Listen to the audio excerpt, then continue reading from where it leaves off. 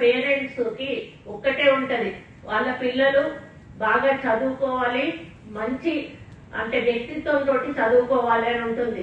చదువు ఒక్కటే సరిపోదు మనకి, చదువుతో పాటు వ్యక్తిత్వం, మన ఇండివిజువాలిటీ కూడా ముఖ్యం. ఇప్పుడు మనం బాగా చదివి బయటకెళ్లి అల్లరి చిల్లర వేషాలు వేస్తే ఆ చదువుకు లాభం ఉండదు. కాబట్టి మనం చదివిన చదువుకు సార్థకత ఉండాలి అంటే మన ఇండివిజువాలిటీ కూడా దానికి తోడవ్వాలి. మనలాంటి వాళ్ళని ఇంకా 10 మందిని మనము పలానా అతన్ని చూసి మీరు నేర్చుకోండి, అతను పలానా అమ్మాయిని చూసి మీరు నేర్చుకోండి అనేటువంటి పద్ధతిలో మనం చదువుకోవాల్సిన అవసరం ఉంటుంది. కొంతమందికి ఏంటంటే యాటిట్యూడ్ వచ్చేస్తుంది, యాటిట్యూడ్ అస్సలు కూడా రాకూడదు.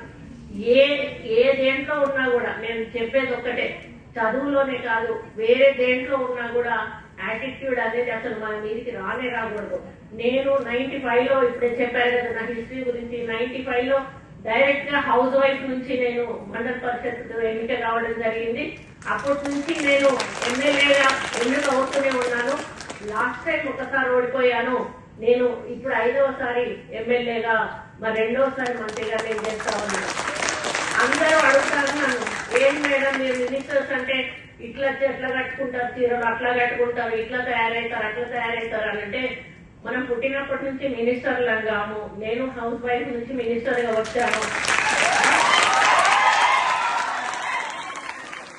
నేను చనిపోయేటప్పుడు కూడా మినిస్టర్ గా ఉంటానో ఉండనో తెలీదు. మళ్ళీ తిరిగి హౌస్ వైఫ్ వెళ్తాను. ఈ మధ్యలో ఉన్న కొద్ది కాలంలో లేని అలవాట్లు మనం ఎందుకు చేసుకోవాలి అని చెప్పి నా యొక్క ఆలోచన, అదే చెప్తాను అందరికీ. కాబట్టి మన పర్సనాలిటీ ఏంటో, మన పర్సనాలిటీ ఎట్లుంటుందో అదే విధంగా ఉండాలి. ఇంకొక విషయం కూడా చెప్తాను. మా father he was retired executive engineer from R&B department. నేను ఇక్కడ ఉన్న ఆఫీసర్స్ అందరికీ కూడా తెలుసు, నేను ఆఫీసర్స్ ఎక్కువ సీరియస్ గా కోపడను. మామూలుగా మంత్రులు అంటే బాగా హల్చల్ చేసేస్తారు ఆ ఆఫీసర్స్ అందరినీ కూడా. నేను ఏమి అనను, చాలా నిదానంగా చెప్తా, ఇది చూడండి సార్, అది చూడండి సార్, మేడం ఇది చూడండి అని సువర్ణ మేడం కానీ చంద్రశేఖర్ సార్. ఎందుకు అంటే ఆఫీసర్స్ అనేవాళ్ళు, ఇప్పుడు మేము పొలిటికల్ వాళ్ళం, వేలుముద్ర వాళ్ళు కూడా సీఎం అవుతారా వాళ్ళ వాళ్ళు ఒక ఐఏఎస్ ఆఫీసర్ కావాలంటే వాళ్ళు ఎంత శ్రమ పడితే గాని ఆ స్టేజ్కి వస్తారు. వాళ్ళు మా ముందు కూర్చొని నేను చెప్పింది వాళ్ళు వినాలి. అంటే రాజ్యాంగం రాసింది, అది మనం ఏం చేయలేము.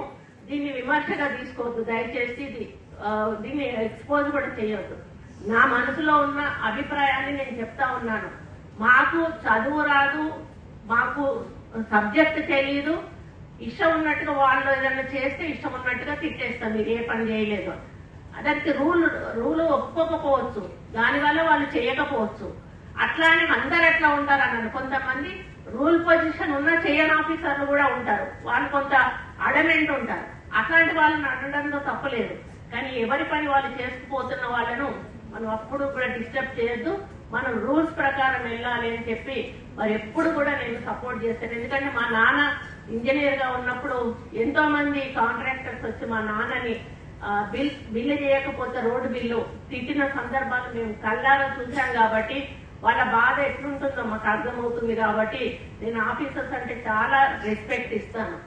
ఇప్పుడు మీరు కూడా ఒక మంచి ఇన్స్టిట్యూట్ లో చదువుతున్నారు అంటే, నాకు ఇట్లాంటి ఇన్స్టిట్యూట్ ఒకటి ఉంటుందని ఇక్కడికి వచ్చి ఇప్పుడు వాళ్ళు వివరించేదాకా కూడా తెలీదు. నేను అదే అంటున్నా, అసలు మన రిలేటివ్స్ ని కానీ మనకు తెలిసిన వాళ్ళని కానీ ఎందుకు మనం ఎంకరేజ్ చేయలేకపోతున్నాం ఇటువంటి ఇన్స్టిట్యూట్ లో చదువుకోవడానికి అని చెప్పన్నప్పుడు బీసీసీఎఫ్ సువర్ణ మేడం ఏమన్నారంటే, మొదలు నోటిఫికేషన్ అనేది పడాలి మేడం, నోటిఫికేషన్ పడితే